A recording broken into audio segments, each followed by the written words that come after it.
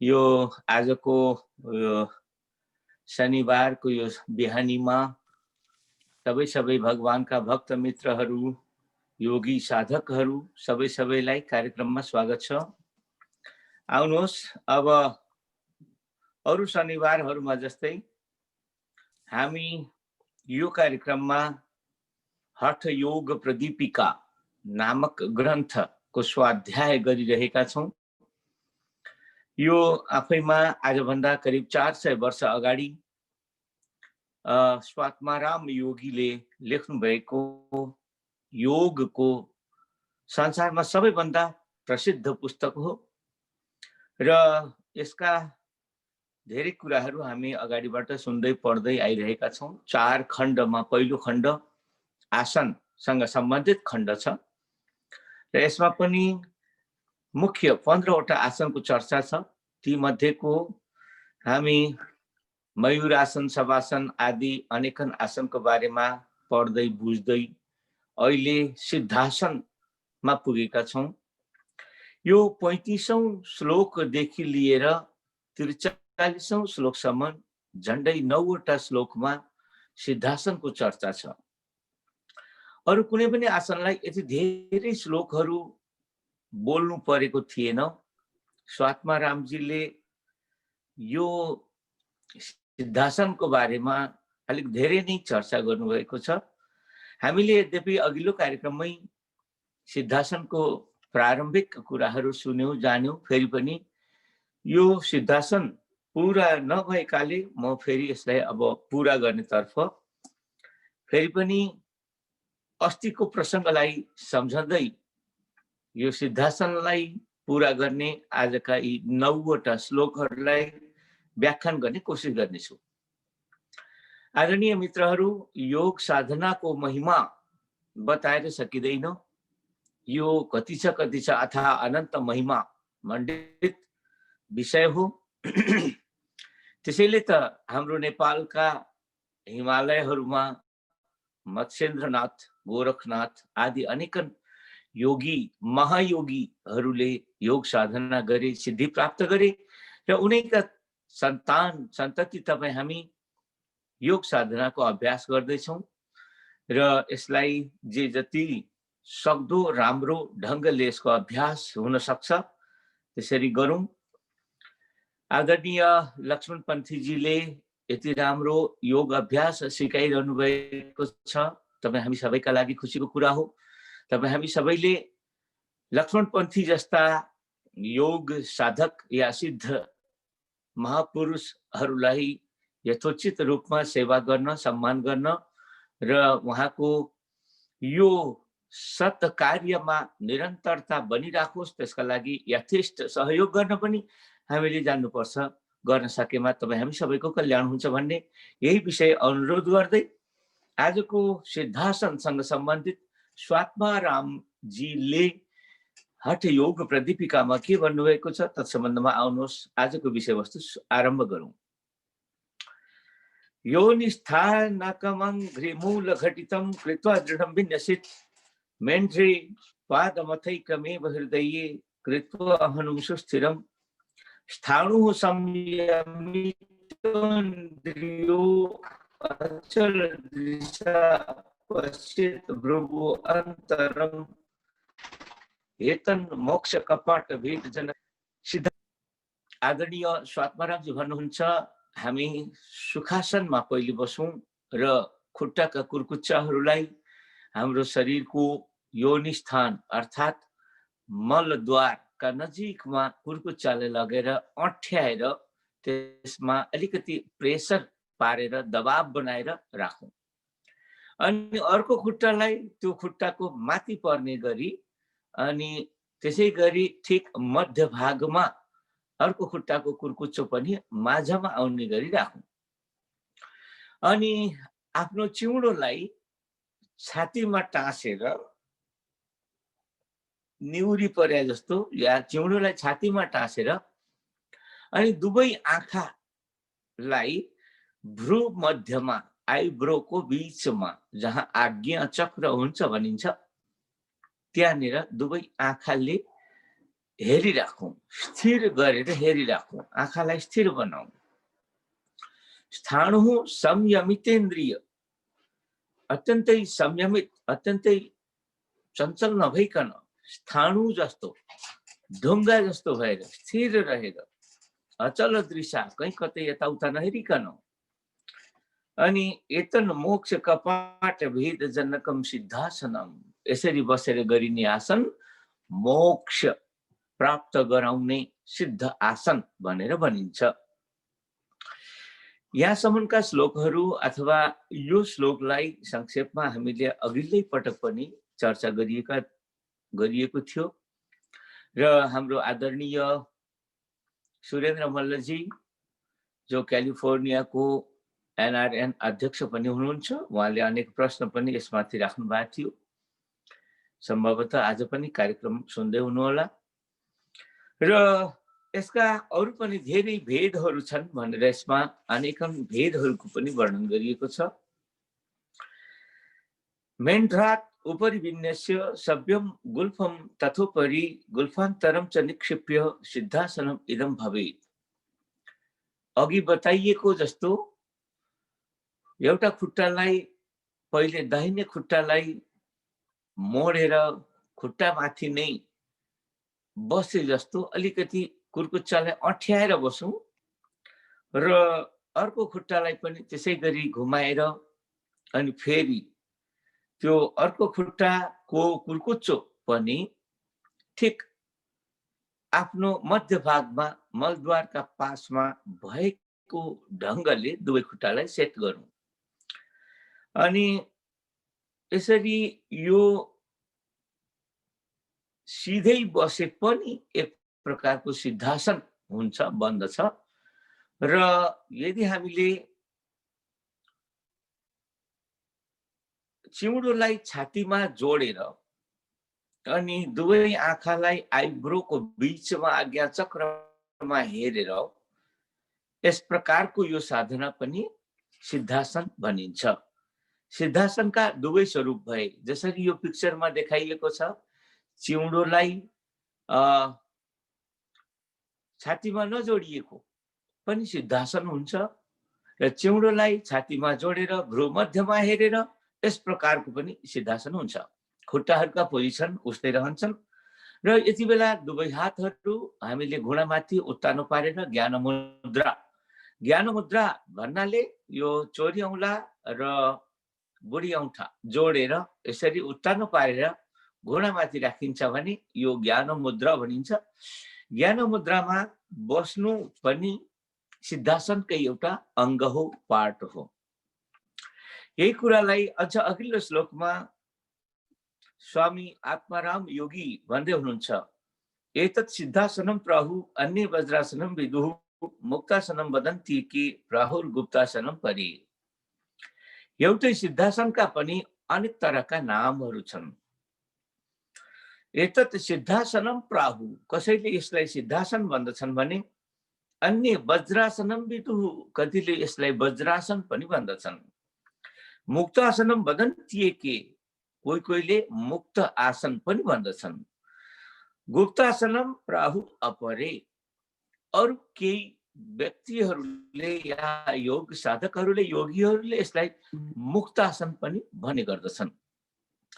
यो वज्रासन पनि भनिन्छ, तसर्थ वज्रासनमा पनि बसेर गरिने आसन, वज्रासनलाई पनि सिद्धासन कसैले भन्दछन्।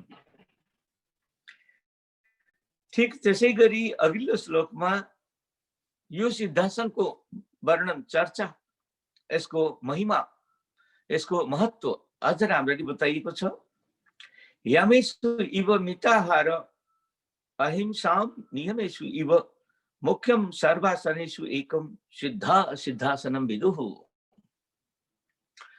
हामीले पातञ्जल योग सूत्रमा पनि यम, नियम, आसन, प्राणायाम इत्यादिका कुराहरू सुन्यौं र हठयोग प्रदीपिकामा स्वामी आत्मारामले पनि यम, नियम, जहाँ 10 वटा यम र नियमका चर्चा गरियो, ती पातञ्जल योग सूत्रमा यम र नियम 5 वटा छन् भने यो हठयोग प्रतिपिकामा यम र नियम 10-10 वटा बताइएको छ।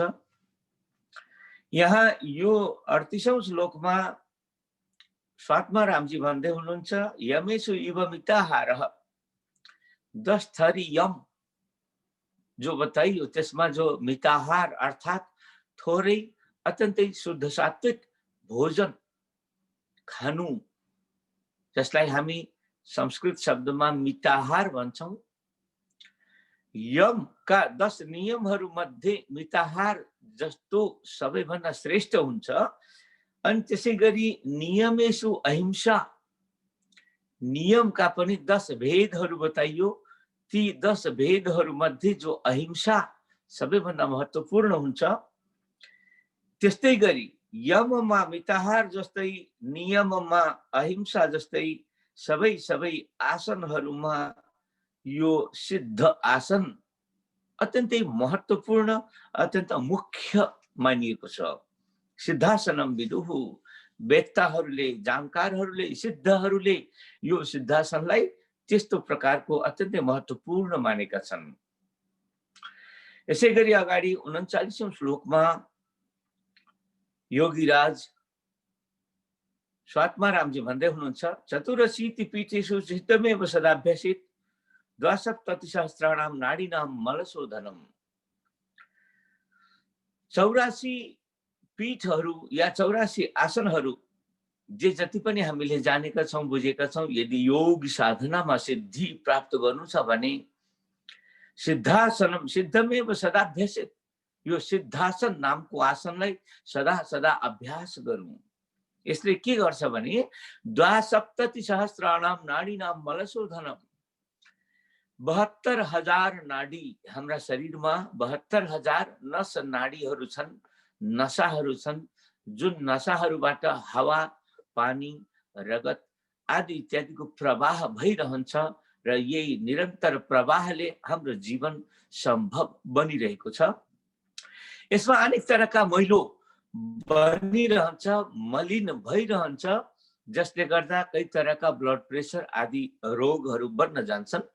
तसर्थ यी 72,000 नाडीहरू शुद्ध रहनु जीवनका लागि अत्यन्तै महत्त्वपूर्ण हुन आउँछ। तसर्थ जीवन स्वस्थ रहोस् भन्नका लागि यी नाडीहरू शुद्ध रहिरहनु अत्यन्तै जरुरी हुन्छ र यो सिद्धासनको नित्य अभ्यासले यी 72,000 नाडीहरूको मल शोधन भइरहन्छ, अर्थात् यसभित्रका तमाम डिटॉक्सहरू, जो टक्सिन अर्थात् फोहरहरू, गन्दगीहरू छन्, ती सबै डिटॉक्स भएर बाहिर निस्कन्छ र हामी स्वस्थ बन्दछौं र हाम्रो योग साधना पनि सिद्धि मार्गमा अगाडि सम्भव हुन्छ। आदरणीय मित्रहरू, यसैगरी 40औं श्लोकमा स्वामी आत्मारामजी यस आसनको बारेमा अझै चर्चा गर्दै भन्नुहुन्छ, आत्मध्यायी मिताहारी यावत 12 वत्सरम सदा सिद्धासनाभ्यासात् योगी निष्पत्तिमाप्नुयात्। आफ्नो अध्ययन गर्ने, आत्मध्यायी, आफ्नै ध्यान गर्ने, आफ्नै अस्तित्वको खोजी गर्ने, आफैमा स्वाध्याय गरिरहने, सतशास्त्रहरूको अध्ययन गरिरहने, वेद आदि अनेकन शास्त्र, योगा आदि अनेकन शास्त्रहरूको अध्ययन गरिरहनु, अनि मिताहारी अत्यन्त शुद्ध सात्विक थोरै भोजन समय समयमा, उपयुक्त समयमा गरिरहनु, यावत 12 वत्सरम, यसरी 12 वर्ष तक यो अभ्यास नियमित रूपमा सिद्धासन गर्दै तस गरिरह्यो भने यदा सिद्धासनाभ्यासात् सदा सिद्धासनाभ्यासात् योगी निष्पत्तिमाप्नुयात्। इस प्रकारको सिद्धासन 12 वर्ष तक गर्छ भने योगी सिद्ध बन्दछ, उसमा अनेक तरहका अलौकिक चमत्कारहरू उपस्थित हुन थाल्दछन् र योगीले योग शक्तिद्वारा विचित्र विचित्र चमत्कारहरू अनुभव गर्न थाल्दछ। किमन्यैर्बहुभिर्पीठे सिद्धे सिद्धासने सति प्राणानिले सावधाने बद्धे किम एव उन्मनी कला किम अन्य बहुविरसित पीठैः अरु आसनहरू अरु पीठहरू अरु तरहका योग साधनाहरू किन चाहियो सिद्ध आसन अरु कोही प्रकारको योग अभ्यास जरुरी छैन प्राणानिले सावधाने बद्धे केवल कुम्भके प्राणायाम गर्दाखेरि यदि हामीले कुम्भक अर्थात प्राणायामको 3 आयाम मुख्य मानिन्छन् पहिला सास भित्र भर्नु यसलाई पूरक भनिन्छ अनि भरिएको सासलाई भित्रै रोकिराख्नु यसलाई कुम्भक भनिन्छ र फेरि रोक्न गाह्रो भइसकेपछि छोड्दै जानुलाई रेचक भनिन्छ यो पूरक कुम्भक रेचक अर्थात प्राणायामका 3 अवस्था हावा भर्नु अनि रोक्नु अनि छोड्नु यो 3 अवस्थामा जो रोक्नु हो त्यो चाहिँ आफैमा प्राणायामको प्राण हो प्राणायामको मुख्य भाग हो प्राणायामको अत्यन्तै सशक्त प्रसंग हो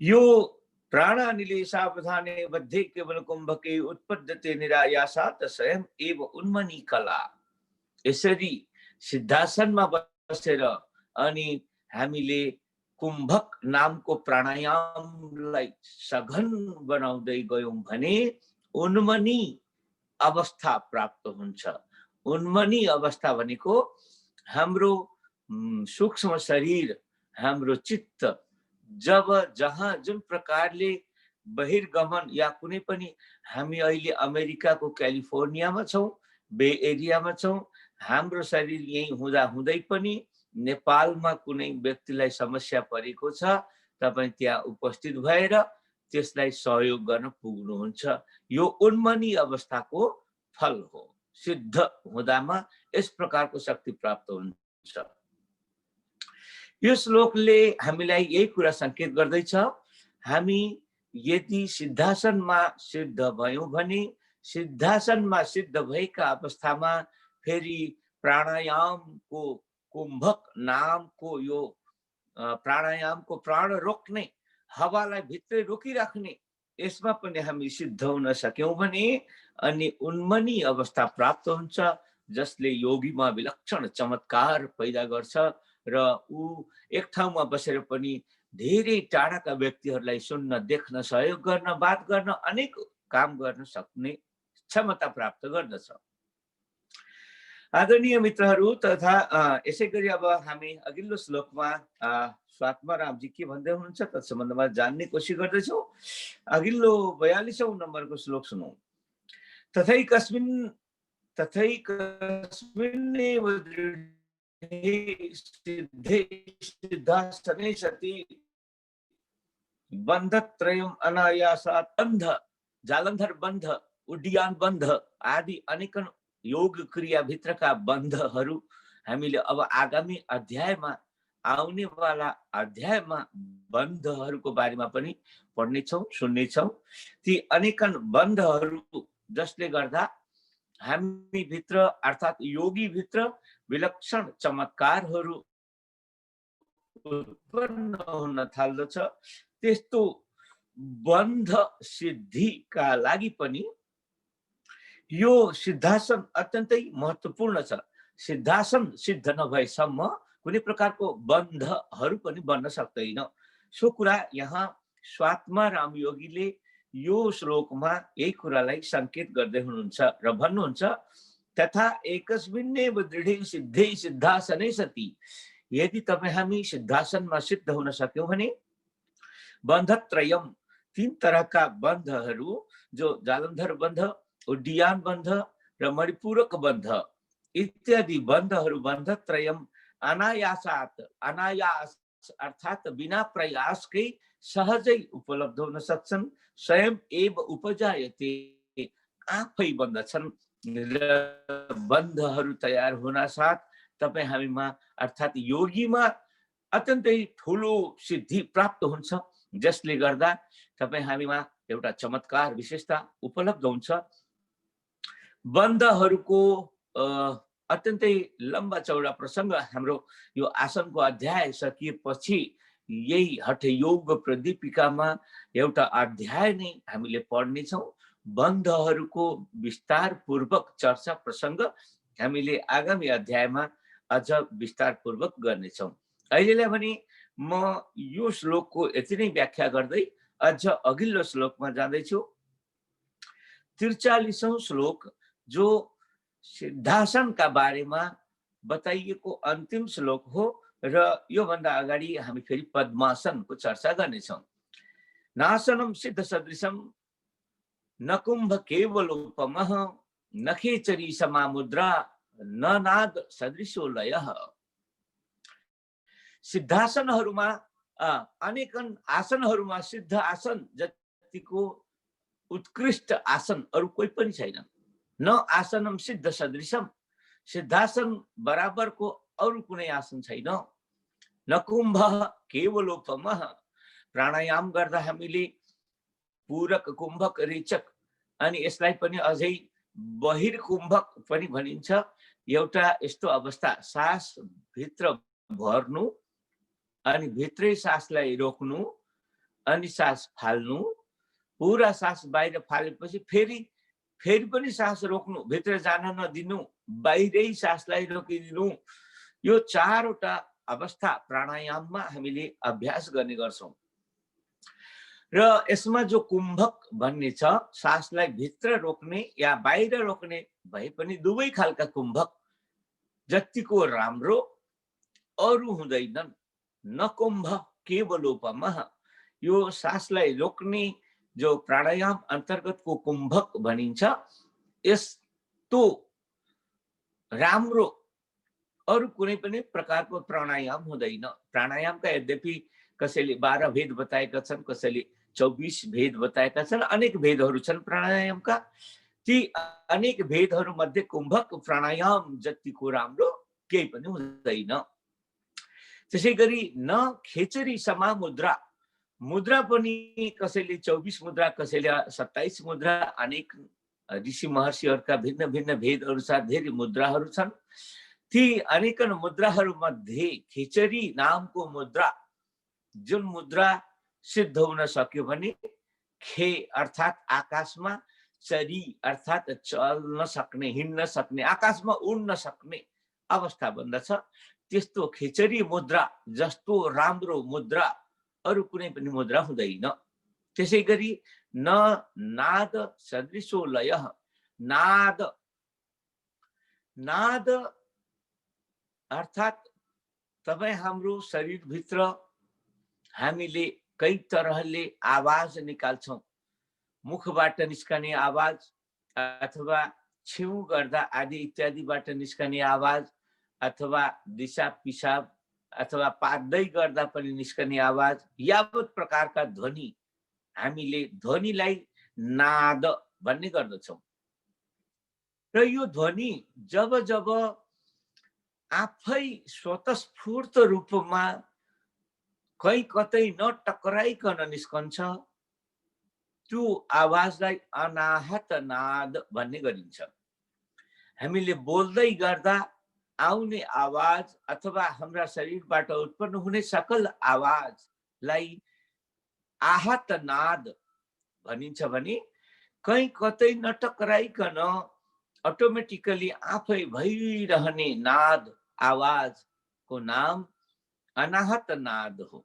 र यो अनाहत नाद जस्तो राम्रो, अनाहत नाद जस्तो लय, अर्थात् तपाईँ हामी योग साधना गर्दै गर्दा हामीले हाम्रो चित्त अत्यन्त चञ्चल भइरहेको हुन्छ र यो चञ्चल चित्तलाई शान्त बनाउँदै बनाउँदै बनाउँदै बनाउँदै अनि चित्तको स्वरूपलाई पनि सानो बनाउँदै बनाउँदै बनाउँदै बनाउँदै अनि चित्तै नरहेको अवस्था, चित्त बिल्कुल हराएको अवस्था, चित्त आत्मासँग यसरी विलीन होस् कि चित्त कहीँ कतै खोजेर पनि नभेटियोस्, त्यस्तो अवस्था नै समाधि हो भनेर हामीले पातञ्जल योग सूत्रमा पढ्यौं, जान्यौं, सुन्यौं। ठीक यसरी चित्तलाई लय गर्नु, चित्तलाई लीन गराउनु, चित्तलाई बिलाउनु, चित्तलाई मेटाइदिनु, इस प्रकारको जो लय हो, इस प्रकारको यो जो भौतिक प्रपञ्चमा छटपटाउने जुन चित्तको स्वभाव हो, त्यसबाट मुक्त हुनका निमित्त, चित्तलाई लय बनाउनका निमित्त, चित्तलाई लीन बनाउनका निमित्त तपाईं हामीले नादको अभ्यास गर्नुपर्छ। त्यो नादको अभ्यासले चित्त लय हुन्छ। नादको अभ्यास जस्तो चित्तलाई लय गराउने अर्को कुनै उपाय छैन भनेर यो 43औं श्लोकमा महायोगी आत्मारामजी हामीलाई संकेत गर्दै हुनुहुन्छ। म यो श्लोकलाई फेरि पनि यहाँहरू समक्ष पढेर सुनाउँदैछु। न आसनम सिद्ध सदृशम, सिद्धासन जतिको राम्रो आसन अरू कुनै पनि छैनन्। न कुम्भः केवलोपमः, कुम्भक प्राणायाम जस्तो राम्रो प्राणायाम अरू कुनै पनि छैन। न खेचरी समा मुद्रा, खेचरी जस्तो राम्रो अरू कुनै मुद्राहरू छैनन्। त्यसै गरी न नाद सदृशो लयः, नाद जस्तो राम्रो लय, चित्तलाई बिलाउने अर्को कुनै उपाय छैन, बाटो छैन। यस प्रकारले आदरणीय हाम्रो लक्ष्मण योगीजीले यो पुस्तकको श्लोकलाई पनि यहाँ देखाइदिइरहनु भएको छ। यसमा त 45 लेखेको छ यो श्लोकको पछाडि, तर मेरोमा 43, मसँग भएको पुस्तकमा 43 नम्बरको श्लोक भनेर लेखियो। जे होस्, केही श्लोकहरू अगाडि पछाडि भएको हुन सक्छ। यहाँसम्म 45औं श्लोकसम्म हामीले, अथवा मेरो पुस्तक अनुसार 43औं श्लोकसम्म यो 9वटा श्लोकहरूमा सिद्धासनसँग सम्बन्धित विषयवस्तुलाई स्वात्माराम योगीले चर्चा गर्नुभयो। र मलाई जहाँ तक लाग्छ आजको अब हाम्रो समय पुरा हुँदै गर्दा हामीले यहाँनिर अब फेरि अरूहरू तमाम आफ्ना कामहरूलाई पनि ध्यान दिनुपर्छ। तसर्थ आजको यो कार्यक्रममा अब